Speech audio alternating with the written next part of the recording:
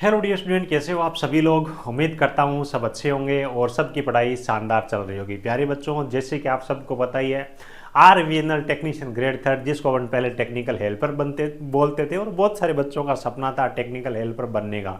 बड़ा एक अवसर आया और फॉर्म भरने की जो लास्ट डेट है वो आज ओवर हो चुकी है।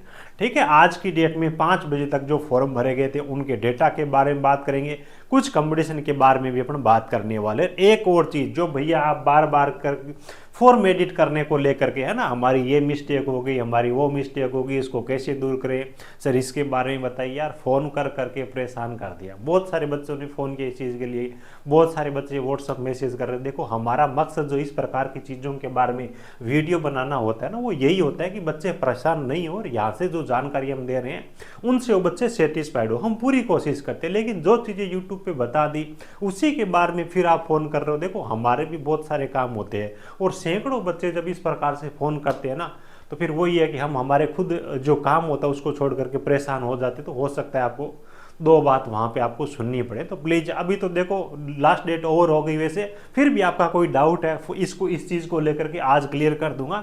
इसके बाद भी इस चीज़ को लेकर के यार व्हाट्सअप वगैरह कॉल वगैरह ये मत करना, ठीक है। कमेंट कर देना चाहिए, पूरी कोशिश करूँगा रिप्लाई कर दूंगा, ताकि सब बच्चे उस चीज़ को देख करके अपना डाउट है वो क्लियर कर ले। टोटल फॉर्म वगैरह के बारे में सब बात करेंगे। लास्ट डेट ओवर हो चुकी है, कोई भी इसमें बढ़ाने की वो कोई गुंजाइश है देखो अभी तक तो मुझे लगती नहीं है, और मुझे लग रहा है कि डिपार्टमेंट बिल्कुल स्टिक है और जल्द आपका एग्जाम वो करवाएगा, ठीक है।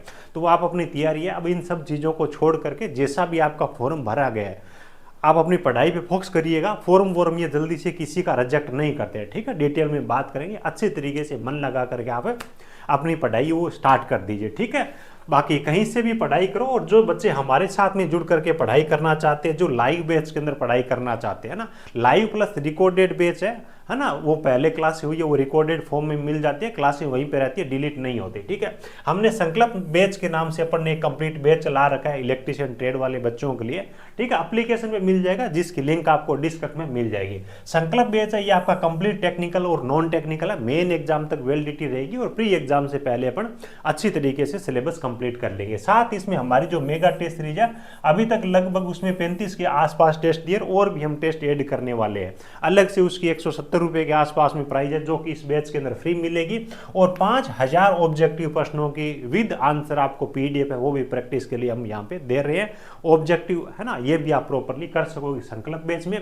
बाकी जिन बच्चों का ये सर हमारे को केवल नॉन टेक्निकल का पढ़ना है, बहुत सारे बच्चे सुरेंद्र सर जो राजस्थान जी के पढ़ाते हैं बहुत प्यार करते हैं उनसे, तो उनका अलग से अगर लेना है तो वो भी आपको थोड़ी कम प्राइस में मिल जाएगा। जिनको अलग से केवल टेक्निकल का पढ़ना है तो वो भी आप पढ़ सकते हो, उनकी थोड़ी थोड़ी प्राइस कम हो जाएगी, लेकिन संकल्प बैच के साथ में आपको टेस्ट सीरीज है वो फ्री मिलने वाली है। अपना ऐप गूगल प्ले स्टोर से आप डाउनलोड कर लीजिएगा। ये डाउनलोड करने के बाद टेक्निकल हेल्पर वाले ऑप्शन में इसके तीनों कोर्सेज आपको दिख जाएंगे। हाँ, एक चीज और, जो फिटर ट्रेड वाले बच्चे बहुत सारे परेशान हो रहे थे और मुझे भी कर रहे थे फोन कर करके, सर फिटर का हमारे को कहीं कोर्स नहीं मिल रहा, कंटेंट नहीं मिल रहा, हम कहाँ से पढ़े, है ना। इलेक्ट्रिशियन ट्रेड वाले बच्चों की भी डिमांड थी। इलेक्ट्रिशियन के लिए तो हमने जो हैंड रिटन नोट्स है वो पहले भी दे ही रखे, और जो फिटर वाले बच्चे हैं उनके लिए भी हमने हैंड रिटन नोट्स है वो प्रोवाइड करवा दिया, ठीक है। बहुत ही जबरदस्त है, डायग्राम के साथ में एक एक चीज़ें, और ट्रेडिशनल वो थ्योरी नहीं है जिसका कोई औचित्य नहीं है। एग्जाम ओरिएंटेड कंटेंट आपको मिलने वाला है, जिस हिसाब के मॉडर्न एग्जाम के अंदर प्रश्न पूछे जाते हैं उसी प्रकार की चीज़ें टू द पॉइंट और वन लीनियर में भी इंपॉर्टेंट चीज़ें वो साथ में लिखी हुई है।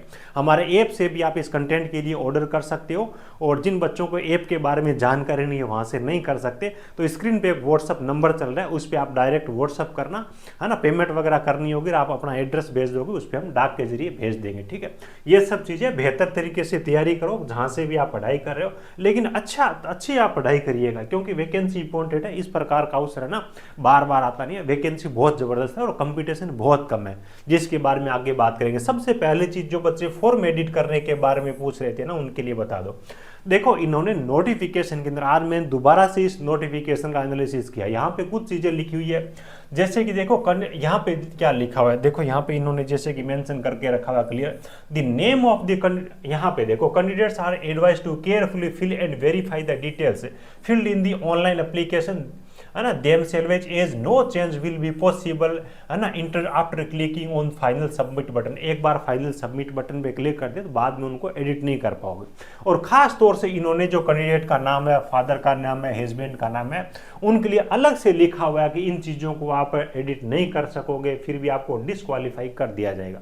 ठीक है, तो मोटा मोटी बात यह है कि फॉर्म एडिट होने के चांसेज है ना वो बहुत कम है। नोटिफिकेशन में जगह जगह इन्होंने ये चीज़ लिख रखी है भी आपसे कोई गलती हुई है तो दोबारा भी आप फॉर्म भर सकते हो, लेकिन नया जो फॉर्म है वही आपका वैलिड होने वाला है। पहली चीज़ तो ये हो गई। अब अगर फॉर्म एडिट करने का ऑप्शन देते भी है तो जिन बच्चों ने पहले फॉर्म भरे थे जब केवल 216 वैकेंसी थी तो उनके लिए चांस और भी कम है, क्योंकि इनके लिए अब ये चांस था इसमें नया फॉर्म भी वो भर सकते थे। उम्मीद कम है फॉर्म एडिट करने की, लेकिन हो सकता है विभाग चाहे तो दे दे, लेकिन मुझे नए के बराबर इसमें चांस लग रहे। पहली चीज़ तो।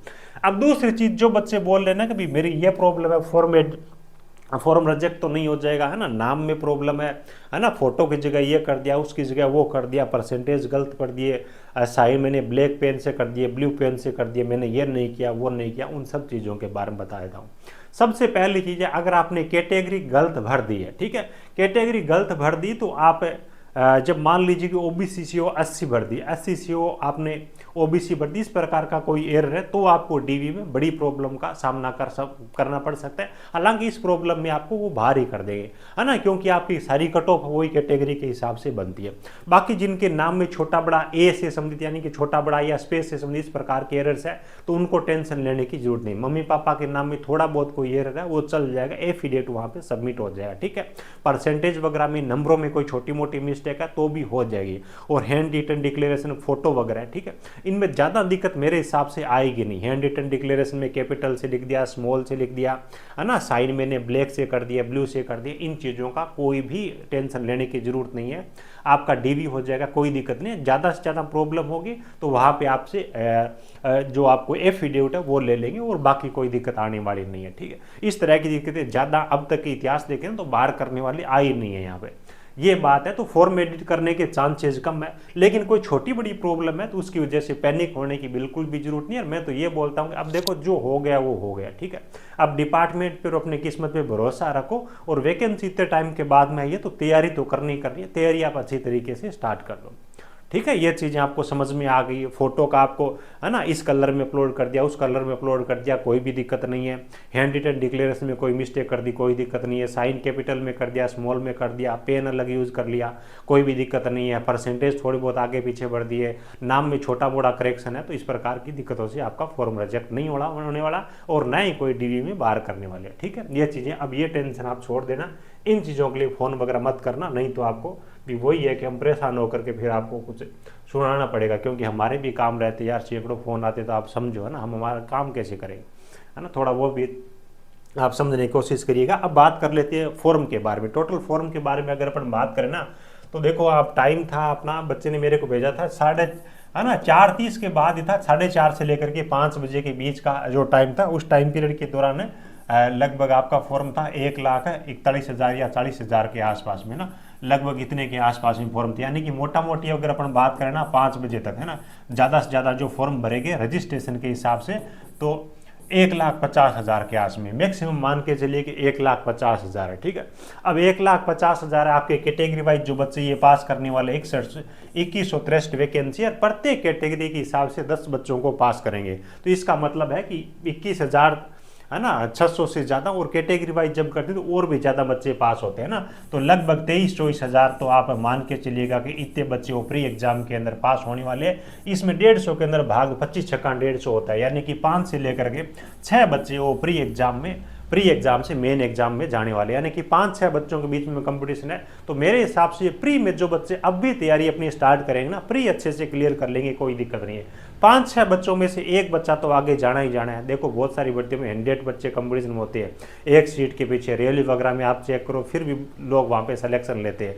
तो अपना जो कॉन्फिडेंस है थोड़ा हाई रखिएगा, दिन रात मेहनत करो, ये कोई ज़्यादा बड़ी चीज़ नहीं है, ठीक है। आप टारगेट रखो मेन एग्जाम में अच्छा स्कोर करने का, और दिन रात मेहनत करके आप इसको आप कर सकते हो, कहीं कोई दिक्कत नहीं। ये आपका हमने कंपटीशन रहने वाला है, ठीक है। उसके बाद मेन जो कंपटीशन होगा आपका मेन एग्जाम में होगा, क्योंकि वहाँ पे 10 बच्चों में से एक बच्चे वो अंतिम रूप से सेलेक्ट होने वाले हैं, और वहाँ पे जो 10 बच्चे जाएंगे सारे के सारे पढ़ने वाले बच्चे वो जाने वाले। तो वहाँ पे कंपटीशन थोड़ा आपका टफ रहेगा, जिसमें आपका 150 नंबर का पेपर है ना, 100 आपके टेक्निकल और 50 आपके नॉन टेक है। तो टेक्निकल में आपको अभी से बहुत ज़्यादा मतलब अच्छी तरीके से सिस्टमेटिक तरीके से पढ़ाई करने की जरूरत है।